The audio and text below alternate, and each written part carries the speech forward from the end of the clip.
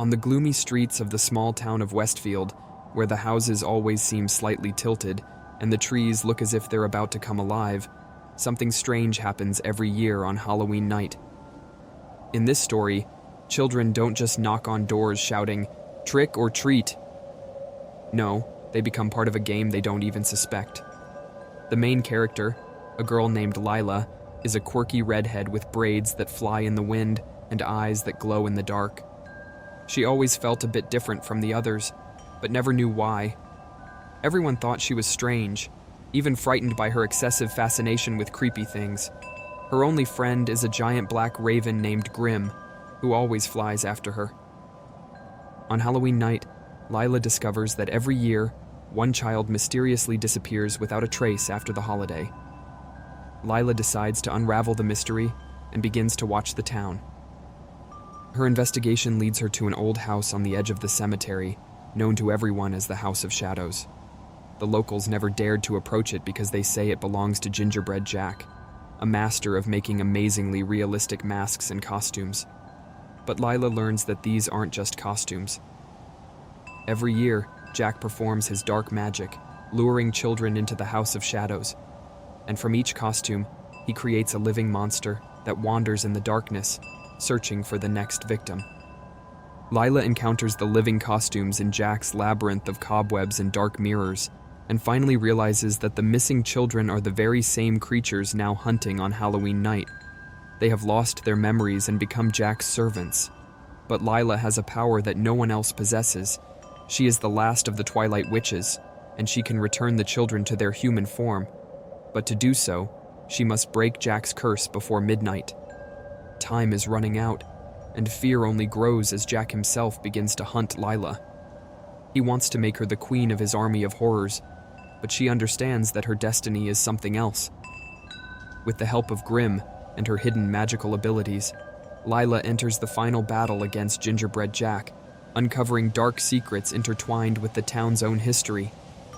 Lila walked through the thick fog that seemed to crawl out from the heart of Westfield. The wind whispered secrets through the dry leaves that cracked softly beneath her feet. The raven, Grim, flew low, circling around her like a shadow.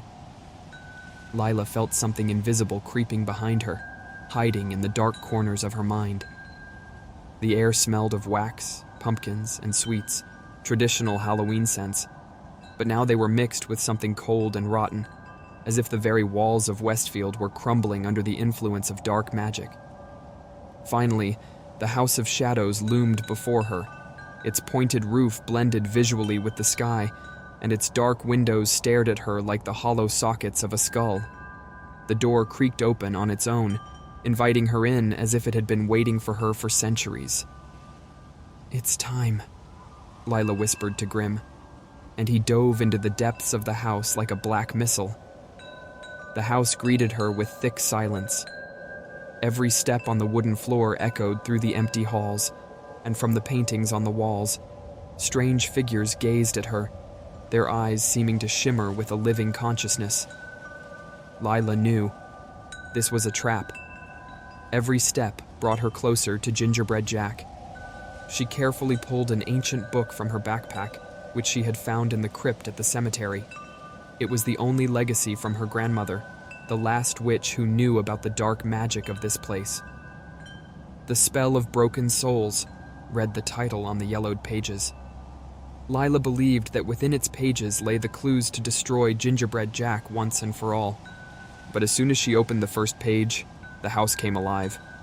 The door behind her slammed shut with a terrifying crash, and the walls seemed to shift, as if in a nightmare. The paintings changed their images, transforming innocent scenes into grim landscapes where shadows danced under a blood-red moon. Lila took a deep breath. This was how the endgame began. "Have you come for your inheritance?" Jack's voice echoed from every corner, sounding like the rustle of dry bones. Lila felt his presence. Dark, unbearably cold. He was everywhere, and nowhere at once. Before her, in the dim candlelight, his shadow appeared. A tall man, whose face was covered by a pumpkin mask. Its deep, empty eyes glowed like wells of the night sky, from which the darkest dreams peered. "You can never stop me, Lila," he said, stepping towards her. "My power lies in fear. Every soul that enters this house leaves a piece of itself behind forever." "Not this time," Lila replied, flipping the book to the final spell. Her fingers trembled, but her heart beat steadily. She knew this moment had arrived, and there was no room for doubt. Jack raised his hand sharply, and from the shadows before him, the living costumes arose, children lost in the darkness. Their empty eyes stared at Lila, and she felt her heart clench inside. Each one was part of this terrible magic, but she couldn't let them defeat her. "You are not monsters," she said, looking into their bottomless eyes. "You are children. You lost your names, but I remember them." With each word, she chanted the spell, and the room filled with light. The costumes began to crack and fall apart, releasing small shadows, hunched, frightened children who finally began to feel alive again. Jack howled. His body began to rot like a pumpkin left too long in the rain. He tried to reach for Lila, but it was too late. The curse was broken. Shadows pulled him from the ground and carried him into eternal darkness, from which he could never return. Lila stood in the silence, breathing deeply. The house no longer seemed haunted. It was old and empty. The children who had returned to life stood beside her, confused but grateful. They were no longer victims of Gingerbread Jack. "Time to go home," Lila whispered, looking over her small group. After Jack's disappearance, life in Westfield began to return to normal. But Lila felt that it wasn't the end. Her heart was heavy with an unexplained anxiety that she couldn't shake. The town was peaceful, but the silence itself had become almost unbearable. She noticed how the shadows from the trees and buildings always seemed slightly longer now, and the wind whispered names she hadn't yet heard. One morning, weeks after the events in the House of Shadows, Lila noticed Grim acting strangely. The raven usually flew nearby or sat on her shoulder, but now it often ventured out on solitary flights, circling around abandoned places in the town. Lila decided to follow her. Grim led her to an old church on the outskirts, where she had never been before. The building was overgrown with ivy, the windows boarded up, and the entrance doors looked as though they hadn't been opened in many years. But something felt off. Lila sensed it with her entire being. She stopped on the threshold, listening intently to every sound. "You shouldn't go in there alone." She suddenly heard the voice of an old man behind her. It was the local priest, Father Oliver, whom everyone knew. He was elderly, but still full of wisdom and strength. "What is this place?" Lila asked, eyeing him suspiciously. She had never seen the priest come here before. "This is a place of curses," he replied quietly, his eyes filled with sorrow and worry. Gingerbread Jack wasn't the only one who wielded dark magic. This church was built on ancient ruins left by the first settlers. Their spirits have never found peace. "But Jack is gone. I destroyed him," Lila said, trying to convince herself that it was all over. Father Oliver shook his head. "He was just a tool. The darkness that existed here before him is much stronger. Every year, Halloween fed it with new victims, and now, with Jack gone, it has begun to awaken on its own. You've awakened something much more terrible, child." Lila felt her throat tighten. Grim fluttered his wings and perched on her shoulder as if protecting her from an unseen threat. "What should I do?" Lila asked quietly. The priest placed his hand on her shoulder. "Westfield has long been a place where two forces battle for control. You're one of the few who can see it. Now that the old evil has awakened, you must learn the truth about who you are. Lila, you belong to an ancient line that once protected this town." The priest pulled an old medallion from his pocket and handed it to her. It looked quite ordinary, a small metal disc with delicate carvings. But when Lila touched it, she felt warmth begin to flow through her body, mixed with an unseen power. This medallion belonged to your great-grandmother. She was one of those who fought the darkness long before us. Now it's your turn, Lila. You must discover what lies in the catacombs of this church and stop it before the darkness consumes the entire town. Lila looked again at the old building. Her heart raced. She knew something far worse than Jack awaited her inside. But now she felt strength and calm. She wasn't alone. She had the medallion, her family's legacy, and Grim, perched on her shoulder like a loyal guardian. I have to do this, she said to herself, but her voice was confident. The catacombs awaited her, but now she was ready to face true evil. Not yet knowing what awaited her inside, Lila pushed open the heavy church doors, and the darkness swallowed her whole. The darkness wrapped around Lila like a blanket, but it wasn't ordinary darkness. Here, in the catacombs of the old church, it seemed thicker, almost alive, like waves of black liquid softly lapping around her feet. The flashlight she held barely pierced the impenetrable gloom, casting eerie shadows on the old stone walls. Every step she took echoed loudly, bouncing off the walls of the catacombs. The ceiling was low, and several times Lila carefully ducked to avoid the sharp stones hanging down like stalactites in a cave. Ahead, she could barely hear a sound, a whisper trembling on the edge of hearing. Lila knew this wasn't the wind or the creaking of old walls. This was something more. The whisper of souls lost in the darkness.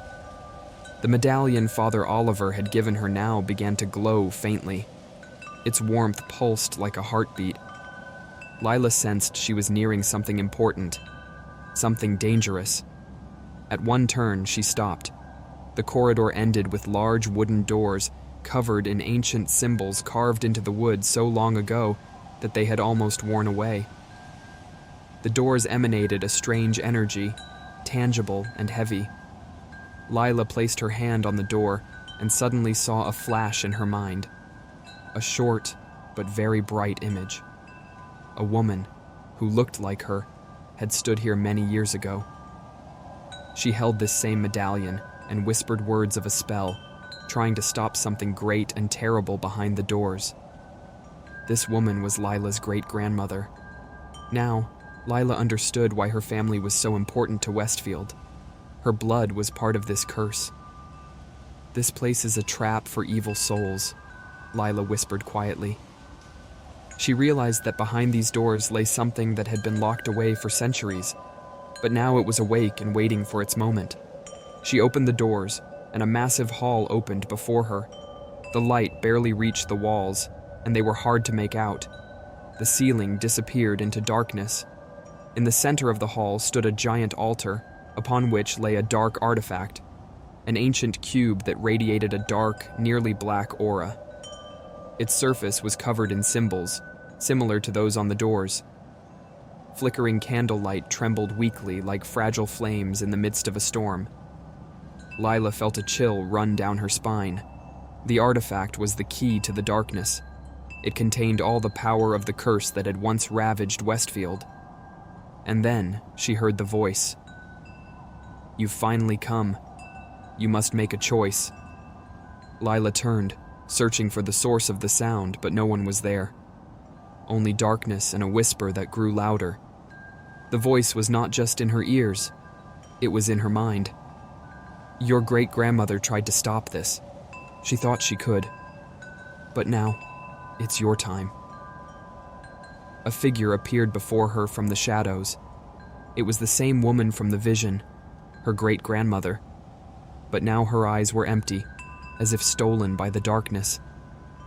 Her voice was calm, but resonant, like a bell. "I couldn't finish it. Now you must." "What is this?" Lila asked, looking at the artifact. "It's the key to our world and theirs, the curse that keeps the balance between light and shadow. If you destroy it, the darkness will consume the world. If you leave it, it will continue to grow and take souls. You must choose. Destroy it and lose everything, or leave it and let the darkness reign." Lila felt her soul being torn between two paths. She knew that if she destroyed the artifact, it could mean the end of Westfield. But she couldn't allow the darkness to keep consuming the town. I must find a third way, she whispered. The shadow of her great-grandmother shook her head. There is no other way. There is only the choice between light and shadow. But Lila knew this wasn't true. She felt she had been chosen for more than just this. She had to find a way to stop this without sacrifices. Lila approached the artifact. The medallion around her neck pulsed even stronger, and suddenly she understood. The key wasn't in destroying the darkness or the light, but in merging them. She took off the medallion and placed it on the artifact. In that moment, everything around her exploded with bright light. Light and darkness began to merge, swirling into a vortex that consumed the entire space around them.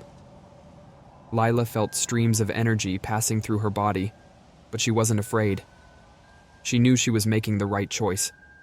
The darkness retreated, and the light shone with new, pure energy. The catacombs filled with silence, but no longer oppressive. Peaceful. Lila stood before the altar, feeling that it was over. She had won a victory that brought peace and balance. Westfield was saved, and the darkness would never return. Her great-grandmother appeared before her again, but now her eyes were peaceful. You've done what I couldn't. Now you are the true keeper of this place. The light and darkness will be in balance because of you. With those words, the figure dissolved, leaving Lila alone. She felt that her time in Westfield wasn't over yet.